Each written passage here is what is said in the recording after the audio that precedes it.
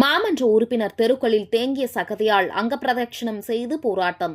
வேலூர் மாநகரத்திற்குட்பட்ட துரப்பாடி பகுதியில் உள்ள 49வது வார்டில் அப்பகுதியில் முறையான சாலைகள் போடப்படாததால் மழைநீர் தேங்கி சேரும் சகதியுமாக உள்ளதால் பள்ளிக்கு செல்லும் மாணவ மாணவிகள் பொதுமக்கள் அவதியடைந்து வருகின்றனர்.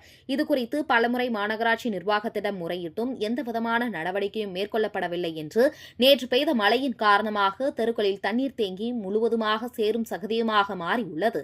இதுகுறித்து தகவலை மாநகராட்சி நிர்வாகத்திடம் கூறியும் எந்த நடவடிக்கையும் மேற்கொள்ளாததால் இதனை கண்டித்து உடனடியாக நடவடிக்கை எடுக்க கோரி அப்பகுதி மாமன்ற உறுப்பினர் லோகநாதன் தெருக்களில் உள்ள சேற்றில் உருண்டு அங்கப்பிரதட்சணம் செய்து போராட்டத்தில் ஈடுபட்டார்.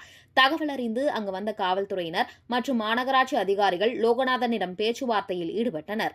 அப்போது லோகநாதன் இதுகுறித்து பலமுறை புகார் அளித்தும் எந்த நடவடிக்கையும் எடுக்கப்படவில்லை என்றும் எங்கள் வார்டு ஒதுக்கப்பட்ட வார்டாகவே உள்ளது என்றும் இன்றே இது அனைத்தும் சரி செய்து சாலைகளை சரி செய்ய வேண்டும், அப்போதுதான் போராட்டத்தை கைவிடுவேன் என கூறினார்.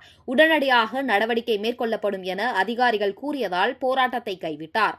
மாமன்ற உறுப்பினரே தரையில் உருண்டு அங்கப்பிரதட்சணம் செய்து போராட்டத்தில் ஈடுபட்ட வீடியோ பரபரப்பை ஏற்படுத்தியுள்ளது.